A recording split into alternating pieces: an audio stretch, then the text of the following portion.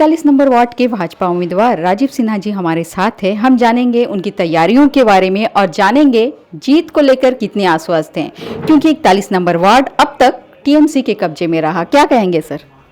जी, ये टीएमसी के कब्जे में नहीं रहा। आपकी जानकारी के लिए बता दें कि ये 30 साल से यहाँ वाम फ्रंट की जो उम्मीदवार हैं वो दोनों पति पत्नी यहाँ से जीतते रहे हैं। अभी सत्ता सुख के लोभ में उन्होंने तृणमूल ज्वाइन किया है 2 साल पहले। तो अब जो मेरे जीत के को लेकर आप कह रही हैं, तो मेरे लिए ये वार्ड परिवार है और मेरा बचपन यहीं बीता है। घर घर में लोगों के घरों में जाना आना है मेरा। तो आश्वस्त हैं 100%, लेकिन चुपचाप नहीं बैठे हैं। Door to door campaign complete है, लोगों से मिलना कंप्लीट है, पूरी हो चुकी है। सबके साथ बातें वार्ता, प्रचार के और अभियान के दौरान जो प्यार और स्नेह मिला है उससे मैं आश्वस्त हूँ कि हम और हमारी जो संगठन है वो जीत रही है यहाँ पे 41 वार्ड। रीता चौधरी जो यहाँ की पार्षद थी, उन्हें दूसरी बार पार्टी ने मौका दिया है। उनका कहना है कि वो विकास के कार्य लगातार करती आई हैं और आगे भी करेंगी। आप अगर सत्ता में आए तो क्या मुद्दा होगा?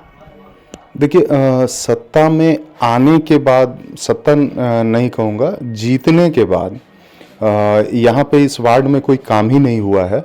और उन्हें 5 बार तो वाम ने टिकट दिया था और उसके बाद इस बार 6ठी बार उन्हें तृणमूल ने दिया है टिकट। और यहाँ पे आने के बाद मुद्दा नहीं है, चुनाव लड़ने के पहले ही मुद्दा है, जो यहाँ के घर घर के लोग जानते हैं। यहाँ पे जल जमाव की समस्या, डेंगू मलेरिया से आज अभी जो सीज़न डेंगू मलेरिया का चला है उसमें सबसे ज़्यादा अगर ग्रसित कहीं के लोग हैं डेंगू मलेरिया से तो वो 41 नंबर वार्ड है। और जल जमाव है। पब्लिक टॉयलेट आज तक इन्होंने 30 सालों में कभी नहीं बनाया। चूँकि बड़ा बाज़ार होलसेल मंडी, फल मंडी में बहुत से ग्राहक आते हैं, इन्हीं रास्तों से होकर गुजरते हैं। यहाँ पब्लिक टॉयलेट नहीं है, ना यहाँ महिलाओं के लिए पब्लिक टॉयलेट इन्होंने कभी भी ऐसा नहीं बनाया जहाँ महिलाएं और पुरुष बहुत सुविधाजनक रूप से उसका इस्तेमाल कर सकें। सबसे पहले वो बनवाना है। जल जमाव, यहाँ ऐतिहासिक स्थल है मल्लिकबाड़ी मार्बल पैलेस, वहाँ जल जमाव थोड़े से पानी में बारिश में हो जाती है, उसको पहले ठीक करवाना है। चुनाव के पहले ये लोग खुदाई शुरू करवा देते हैं, 5 साल दिखाई नहीं देते हैं, 2-3 महीना पहले खुदाई चालू करवा देते हैं। और जब से हम छोटे हैं बच्चे से तब से देख रहे हैं यहाँ खुदाई होता है, लेकिन जल जमाव रुका नहीं। पता नहीं कौन सा ड्रेनेज पाइप ये लोग कहाँ से लेके आते हैं जो आज तक यहाँ जल जमाव को नहीं रोक पाई। फल मंडी में जो हमारे मंडी में महाजन हैं, जो भाई वहाँ पे व्यापार करते हैं, जो फल मंडी में जो लोग रहते हैं, जो परिवार हैं, वो लोग यहाँ गंदगी और कचड़े से बहुत परेशान हैं। उसको साफ़ कराने में मुझे लगता है कि इतनी गंदगी है कि साल से 2 साल लग जाएगा उसको साफ़ कराने में। लेकिन हम लोग तकनीकी सुविधा के साथ लैस होकर उतरेंगे और उसे जल्द से जल्द हम लोग उसका निवारण करना चाहेंगे कि जल्द से जल्द वो कचरा साफ़ कर पाएँ। कम्युनिटी हॉल आज तक नहीं है इतने दिनों में। जितने भी हमारे यहाँ के नागरिक हैं उनके लिए छोटा छोटा अनुष्ठान करने के लिए भी एक कम्युनिटी हॉल इन्होंने नहीं बनवाया। तो चेष्टा पूरी यही करूँगा कि एक कम्युनिटी हॉल भी मैं बना सकूँ। टीएमसी की तरफ से कई सारे वादे किए गए हैं कि अगर सत्ता में आया तो इन मुद्दों को लेकर 10 विकास के मुद्दे उन्होंने रखे हैं, तो विकास करेंगे। तो भाजपा की तरफ से ऐसा क्या है जो जनता टीएमसी को छोड़ के भाजपा को चुनेगी? देखिए, नगर निगम चुनाव सबसे पहले तो पार्टी लाइन पे होती नहीं है। ये प्रत्याशी को देख के चुनाव में लोग वोट करते हैं, मतदान करते हैं। सत्ता में तो तृणमूल है ही, उनको तो मुझे नहीं लगता है कि उनको कुछ अलग से घोषणा पत्र देना चाहिए। अगर उन्होंने काम किया है तो घर बैठे बैठे आराम से जीत जाएंगे। उनको तब तो होर्डिंग, प्रचार सामग्री लेकर घर घर जाने की ज़रूरत नहीं है, लेकिन उनको ज़रूरत पड़ रही है क्योंकि उन्होंने विकास कार्य नहीं किया है। हमें घोषणा पत्र, चूँकि हम सत्ता में नहीं हैं, तो हमने ज़रूर जारी किया है, हमारी पार्टी ने अपना किया है। मेरा व्यक्तिगत तौर पे जो घोषणा पत्र है वो मैं घर घर पहुंचा चुका हूँ।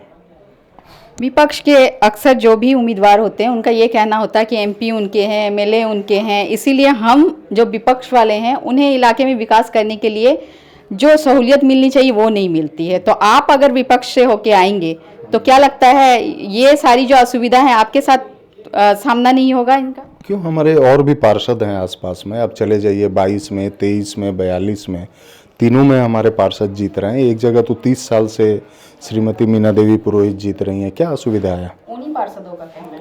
हाँ, नहीं, वो कर रहे हैं कार्य, और हम भी उन्हीं संघर्ष के साथ करेंगे। और जो एक पार्षद होने के नाते जो आवंटित होगा, जो मुहैया कराई जाएगी, उसके अंतर्गत करेंगे। उसके अलावा भी अपने पास से करने की क्षमता रखेंगे तो जरूर करेंगे।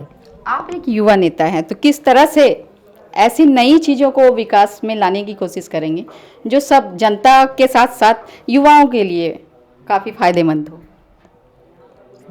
देखिए, साफ सफाई जो है वो एक जागरूकता की भी बात है। बहुत से लोग क्या है, यहाँ पे अपने मकानों के छत से खाना कचरा बांध के सड़क पे फेंक देते हैं, और ये जागरूकता भी साथ साथ युवाओं के बीच जानी जरूरी है। मेरे प्रचार अभियान के दौरान मैंने सबको ये कहा है कि हम मिलकर एक निर्णय लेंगे।